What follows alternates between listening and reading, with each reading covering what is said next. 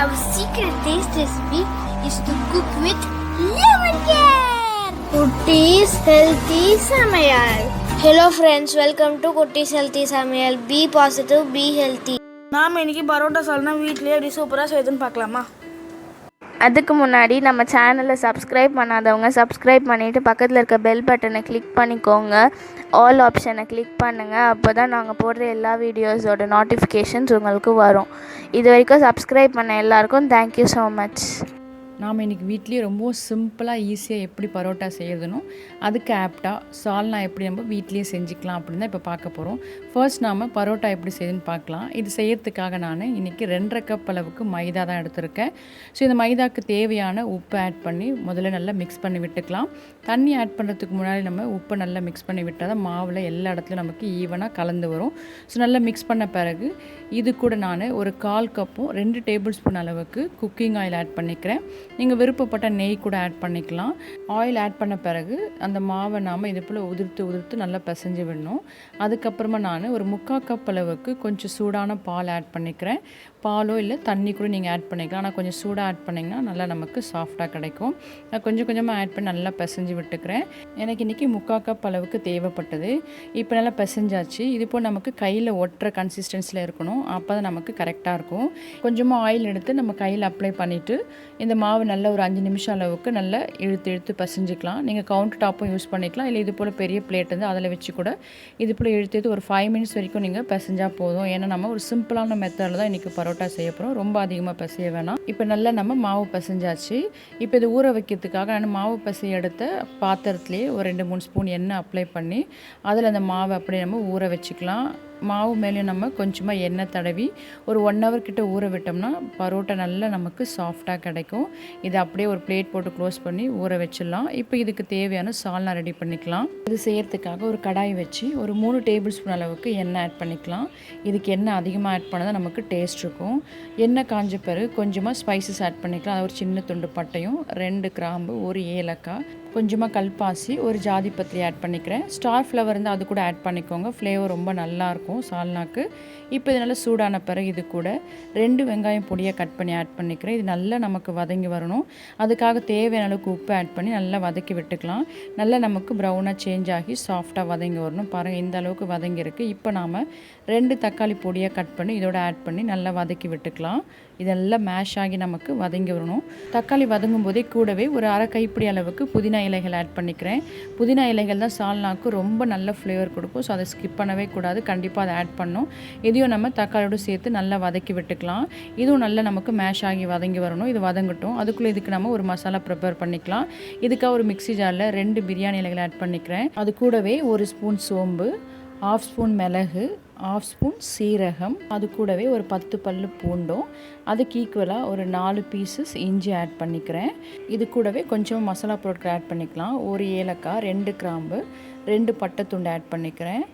பொடியாக கட் பண்ண வெங்காயம் ஒரு 1/2 ஆட் பண்ணிக்கிறேன். உங்கள்கிட்ட சின்ன வெங்காயம் இருக்குன்னா நீங்கள் அது கூட ஒரு 6-7 ஆட் பண்ணிக்கலாம். இந்த வெங்காயம் அவாய்ட் பண்ணிக்கலாம். இப்போ நம்ம இதை ஒரு பேஸ்ட்டாக அரைச்சி எடுத்தாச்சு. இப்போ மசாலா பேஸ்ட்டும் நமக்கு ரெடியாக இருக்குது.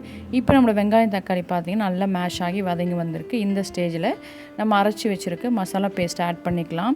இஞ்சி பூண்டு பேஸ்ட் நீங்கள் ஆட் பண்ணுவீங்கன்னா வெங்காயம் தக்காளி வதக்கின பிறகு அதோடு ஆட் பண்ணிக்கோங்க. இப்படி அரைக்கிற மசாலாவோடு சேர்த்து நீங்கள் இஞ்சி பூண்டு ஆட் பண்ண வேண்டாம். மிக்ஸி ஜார் அலசின தண்ணியும் அதோட ஆட் பண்ணிக்கிறேன். இப்போ இதுக்கு தேவையான மசாலா பொருட்கள் ஆட் பண்ணிக்கலாம்.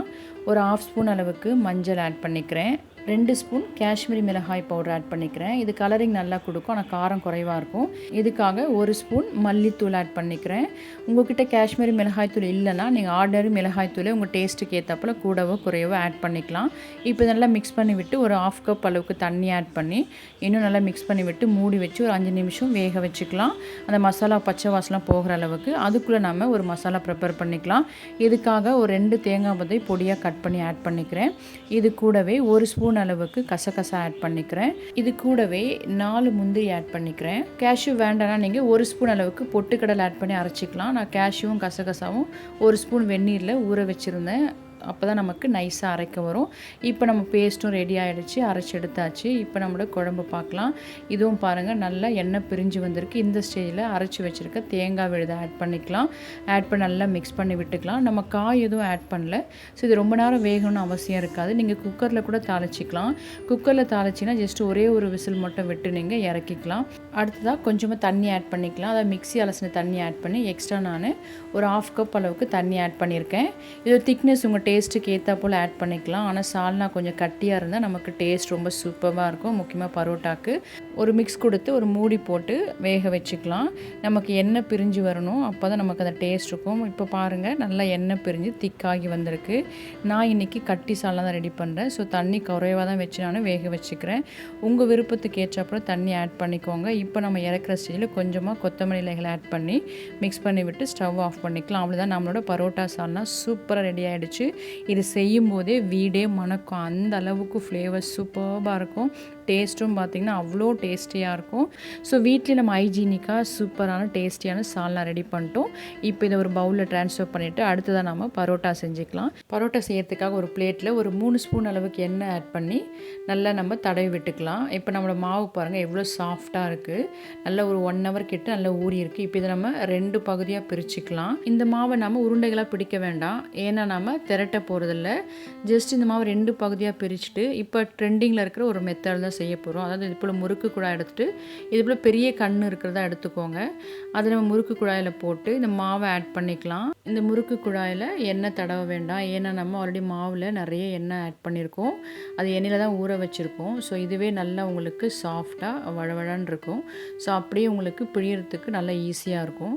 நம்ம பிளேட்டில் எண்ணெய் தடவி வச்சுருந்தோம் இல்லையா, அந்த பிளேட்டில் நாம் இதை முறுக்கு போல் பிழிஞ்சிக்கலாம். பிழிஞ்சு முடிக்கும்போது அந்த எண்டிங்கை நீங்கள் அப்படியே ஒட்டி விட்டுடலாம். ஒட்டி விட்ட பிறகு நம்ம கொஞ்சம் கையிலேயே எண்ணெய் தடவி விட்டு இது போல் நல்லா ப்ரெஸ் பண்ணி விட்டிங்கன்னா அந்த ஹோல்ஸ்லாம் தெரியாமல் நல்லா நமக்கு பரோட்டா போல் வந்துடும். அப்போ தான் நமக்கு எடுத்து போடவும் ஈஸியாக இருக்கும். அந்த ஹோல்ஸ் தெரிகிற மாதிரி அப்படியே வச்சுருந்திங்கன்னா எடுத்து போடாமல் பிஞ்சிரும். ஸோ நீங்கள் அதை லைட்டாக கையிலேயே ஜஸ்ட்டு எண்ணெய் தடவி ப்ரெஸ் பண்ணி விட்டுக்கோங்க.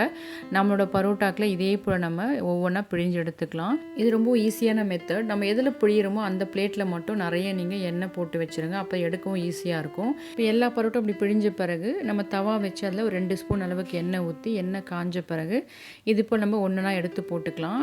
தவாவில் எடுத்து போடும்போது கைகள் நல்லா எண்ணெய் தடவி விட்டு நல்லா ப்ரெஸ் பண்ணி விடுங்க, அந்த கேப்லாம் மறையிற அளவுக்கு. அப்போ தான் நமக்கு அந்த பரோட்டா பிஞ்சு போகாமல் நல்லா நமக்கு செஞ்சு எடுக்க முடியும். அதே போல் நீங்கள் நல்லா செஞ்சிட்ட பிறகு அதை நீங்கள் தட்டினீங்கன்னா லேயரில் அழகாக வந்துடும். ஸோ இதுக்கு நம்ம அந்த லேயரை வரத்துக்காக ரொம்ப மாவு பிசைஞ்சு கஷ்டப்பட வேண்டாம். இது ஈஸியான மெத்தடில் சட்டுன்னு செஞ்சு எடுத்துடலாம். நமக்கு மாவு ஊற டைம் தான் நமக்கு, அது கூட அது ஊற டைமில் நம்ம சால்னா செஞ்சிடலாம், மற்ற வேலைகளை நம்ம பார்த்துக்கலாம். ஸோ இது ரொம்ப ஈஸியான மெத்தட். இதே போல் எல்லா பரோட்டாக்கும் நம்ம செஞ்சு எடுத்துக்கலாம். எண்ணெய் பார்த்தீங்கன்னா நம்மளோட விருப்பம் தான். பொதுவாக பரோட்டாவில் எண்ணெய் நிறைய தான் இருக்கும், கடைகளில் நம்ம வாங்கும் போதே பார்க்கலாம். பட் நம்ம வீட்டில் செய்யும்போது கொஞ்சம் மிதமாக எண்ணெய் ஆட் பண்ணி செஞ்சுக்கலாம். நம்ம விருப்பம் தான், நம்ம தான் சாப்பிட போகிறோம். ஸோ இப்போ பாருங்கள் எல்லா பரோட்டாவும் ரெடி ஆகிடுச்சு. சூப்பராக பார்க்கும்போதே பாருங்கள் இவ்வளோ அட்ராக்டிவாக இருக்குது. இது ஜஸ்ட் நம்ம வச்சு லைட்டாக தட்டி விட்டாலுமே நல்ல லேயராக வந்துடுச்சு. அந்த அளவுக்கு சூப்பராக அந்த பரோட்டா. இதுக்கு நம்ம ரொம்ப கஷ்டப்பட வேண்டிய அவசியமே இல்லை. பாருங்கள் நல்லா தட்டும் போதே நல்லா அந்த லேயராக பிரிஞ்சு வருது.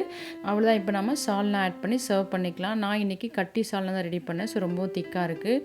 உங்களுக்கு வேணால் கொஞ்சமாக தண்ணி ஆட் பண்ணி நீங்கள் உங்கள் விருப்பப்படி செஞ்சுக்கலாம். Yummy tasty. நீங்களும் ட்ரை பண்ணுங்கள், என்ஜாய் பண்ணுங்கள், ஹெல்த்தியாக இருங்க.